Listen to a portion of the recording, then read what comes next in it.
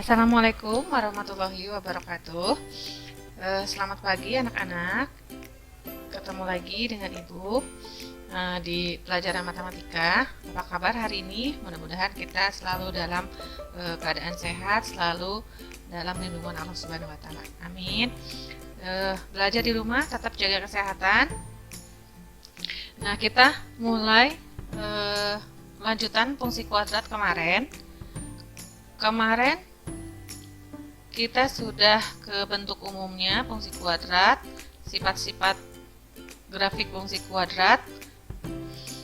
Nah, bentuk umumnya di sini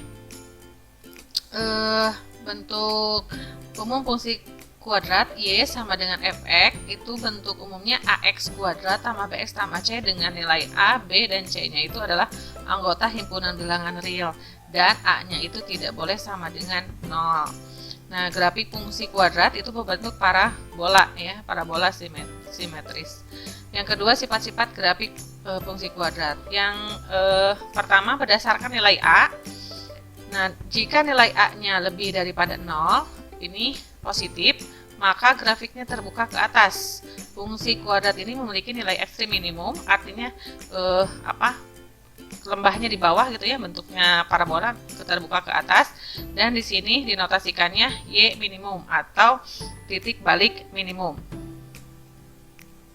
Yang kedua, jika a-nya kurang daripada 0 atau negatif, maka ini grafiknya terbuka ke bawah ya. Jadi grafiknya terbuka ke bawah, terus fungsi kuadratnya di sini memiliki nilai ekstrim maksimum. Jadi puncaknya itu ada di atas. Dinotasikannya y maksimum atau titik balik maksimum ya. Jadi kebalik, kalau positif itu berarti titik balik minimum, kalau negatif itu berarti titik balik maksimum. Yang kedua, berdasarkan nilai diskriminan, nilai D. Nah, nilai D itu diperoleh dari B kuadrat dikurangi 4AC. Terus ada hubungan antara diskriminan dengan titik potong grafik sumbu X. Nah, jika D-nya lebih daripada 0, grafiknya itu memotong sumbu X di dua titik yang berbeda. Jadi nanti ada dua titik di sumbu X yang dipotong oleh grafik tersebut. Yang kedua, jika D-nya sama dengan 0. Jika D-nya sama dengan 0, maka grafiknya itu menyinggung di sumbu X. Jadi ada di sumbu X ya, di sebuah titik. Yang ketiga, jika D-nya kurang daripada 0, maka tidak memotong dan tidak menyinggung. Jadi ada di atas ya, biasanya mengambang. Nah, itu kalau nilai diskriminannya itu kurang daripada 0. Kedudukan grafik fungsi kuadrat terhadap sumbu X. Nah, di sini ini ada yang tadi ya. Kalau A-nya lebih daripada 0 dan D-nya juga lebih daripada 0, memotong sumbu X dan di dua titik yang berbeda. Yang kedua, kalau A-nya lebih besar daripada 0, tapi D-nya sama dengan 0, yang tadi apa? Menyinggung. Jadi hanya menyinggung di sumbu X. Nah, ini kalau A-nya lebih daripada 0, tapi D-nya itu kurang daripada 0, ada di atas mengambang di sumbu X ya.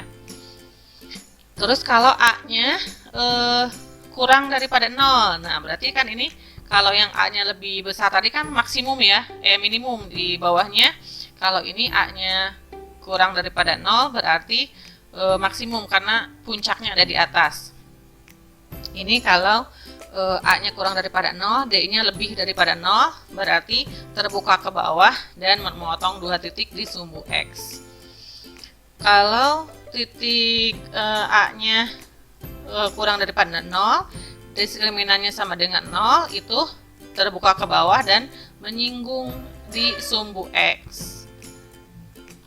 Kalau A-nya kurang daripada 0, D-nya kurang daripada 0, nah maka ini nilainya tidak menyinggung dan tidak memotong, jadi ada di atas ya, di sumbu X-nya. Yang ketiga, menggambar grafik fungsi kuadrat. Langkah-langkah menggambar grafik fungsi kuadratnya. Yang pertama, menentukan titik potong. Sumbu X berarti Y-nya yang sama dengan 0. menentukan titik potong sumbu Y berarti X yang sama dengan 0, terus menentukan sumbu simetri dan koordinat titik balik. Nah, sekarang ke persamaan sumbu simetri itu, di situ kelihatan ya, diperoleh dari min B per 2A, itu untuk persamaan sumbu simetri nilai X-nya. Koordinat titik puncak atau titik baliknya itu min B per 2A untuk nilai X-nya, dan nilai Y-nya itu adalah min D per 4A. Jadi nanti tinggal dimasukkan aja ke untuk persamaan sumbu simetri dan koordinat titik puncak atau titik balik.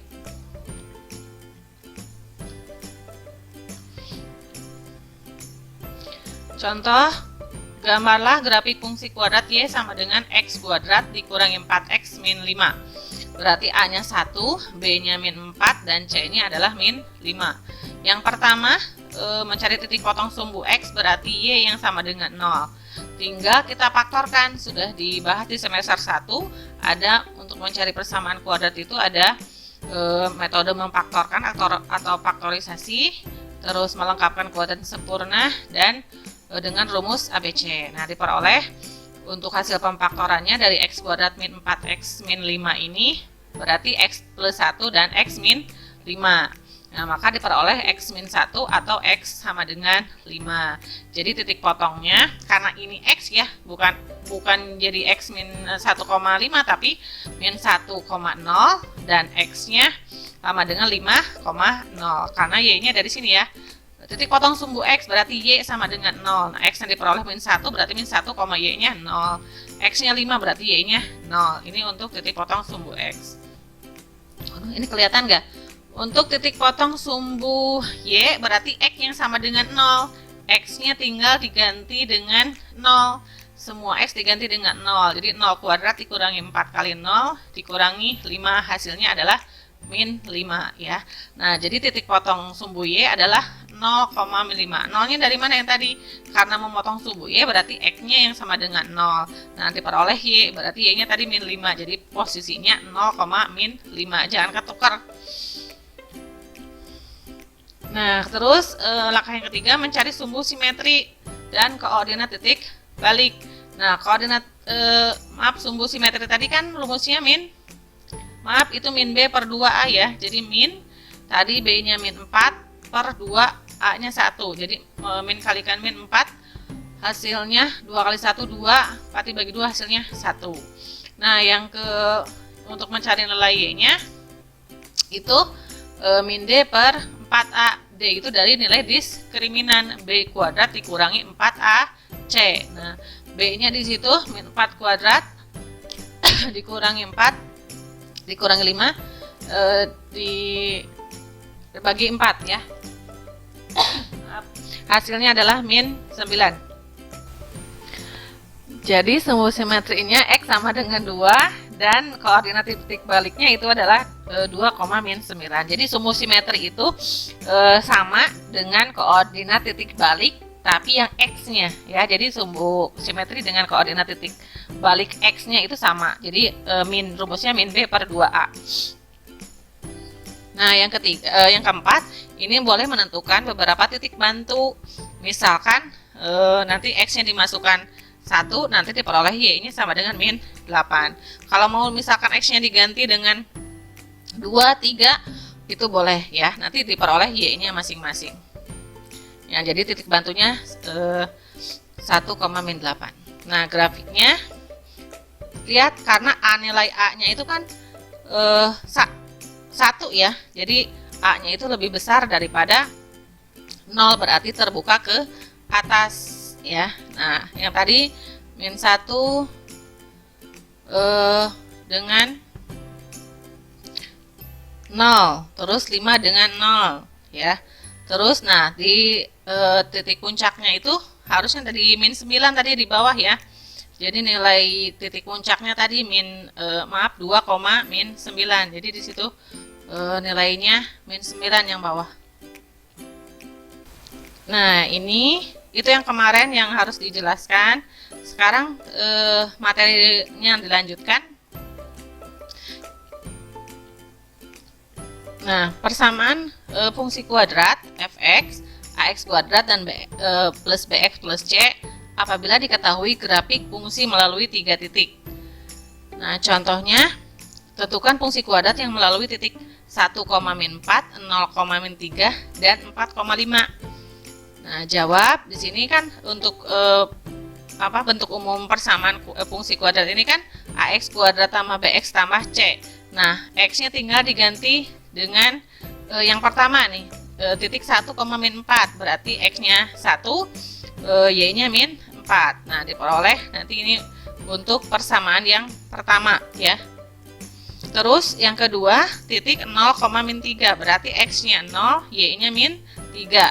Nah, tinggal dimasukkan lagi nilai x dan y-nya, nanti diperolehnya untuk persamaan yang kedua ya, berarti c sama dengan min 3. Terus satu lagi titiknya,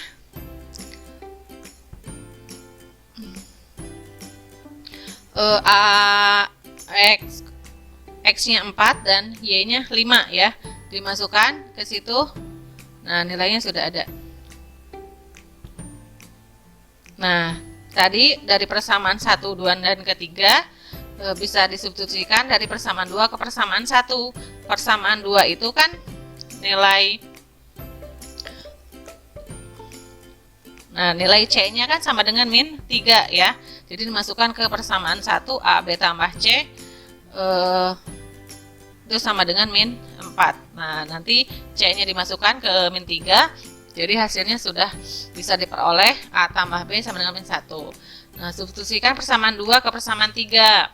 Masukkan persamaan 2 yang tadi ke persamaan 3. Nah, diperolehnya ini. Nah, sekarang masukkan ke persamaan 4 dan 5. Nah, biar sama kita kalikan ya. Tadi kan A tambah B sama dengan 1, persamaan 4, persamaan 5-nya itu adalah 16A tambah 4B sama dengan 8. Biar sama, untuk ini eliminasi B, yang atasnya kita kalikan 4, yang bawahnya kita kalikan 1 ya. Jadi 4A ditambah 4B sama dengan min 4, yang 16A tambah 4B sama dengan 8 tetap karena dikalikan 1. B-nya 4B dikurangi 4B habis, sisanya berarti 4A dikurangi 16A itu sama dengan min 12A. Min 4, min 8, berarti hasilnya min 12. A-nya sama dengan 1. Nah, diperoleh A-nya sama dengan 1. Terus C-nya sudah ketemu tadi, min 3. Dan sekarang bisa substitusikan A ke 1. A sama dengan 1 ke persamaan 4. Jadi 1 ditambah B sama dengan min 1. B-nya berarti sama dengan min 2. Nah, jadi fungsi kuadratnya, nah A-nya kan 1 berarti X kuadrat, B-nya itu kan min 2 berarti min 2X, dan C-nya adalah min 3. Jadi situ tetap AX kuadrat tambah BX tambah C, tapi untuk nilai A, B, C-nya itu adalah yang baru ya.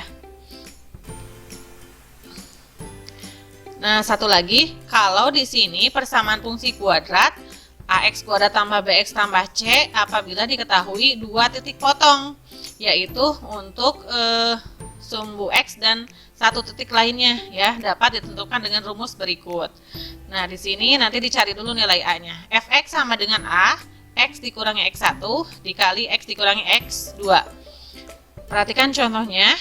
Tentukan persamaan fungsi kuadrat yang memotong sumbu X di titik A 1,0, B-nya min 3,0, dan memotong sumbu Y di titik 0,3 ya. Jadi di sini dicari A-nya dulu karena di sini memotong sumbu X di 2 titik, di titik A dan titik B, dan memotong di sumbu Y-nya di 1 titik 0,3. Nah, Fx-nya sama dengan A kalikan X dikurangi X1 dikali X dikurangi X2. Titik 1,0 kita substitusikan ke persamaan asal ya. Yang pertama kan 1,0, X-nya 1 dan X1 dan min 3-nya adalah X2 ya. Jadi nanti A dikalikan X min 1, min 1-nya dari 1 titik 1,0 dan X plus 3-nya X min 3, jadi X plus 3. Kemudian substitusikan 0,3 ke persamaan 1. 0,3 ini yang tadi yang sumbu Y ya. Jadi dimasukkan 3. Nah, diperoleh Ini 0 dikurangi 1 kan min 1 dikalikan 3, min 3 kalikan A jadi min 3. 3 ini dari disitu 0,3 sumbu Y. Jadi dimasukkan. Nah, X-nya itu harus yang X ditambah 3 itu harusnya diganti dengan 0 ya. Karena nilai X-nya 0 berarti 0 dikurangi 1, 0 ditambah 3 itu hasilnya. Jadi 3 sama dengan min 3A. Nah, berarti A-nya itu sama dengan min 1. Nah, jadi persamaan kuadratnya itu menjadi Fx sama dengan min 1, X min 1 dikalikan X tambah 3. Jadi A-nya diganti dengan min 1 ya, X kuadrat tambah 2X min 3. Hasilnya adalah min X kuadrat dikurangi 2X tambah 3. Ya, mungkin cukup di sini dulu untuk pertemuan kali ini. Kita ketemu lagi minggu depan, mudah-mudahan dalam keadaan sehat walafiat semuanya. Jangan lupa jaga kesehatan, tetap mengerjakan tugasnya dan absensinya di wali kelasnya masing-masing. Tugasnya dikirimkan ke Ibu untuk kelas 11, Ibu Widya dan Bu Nita. Terima kasih untuk hari ini.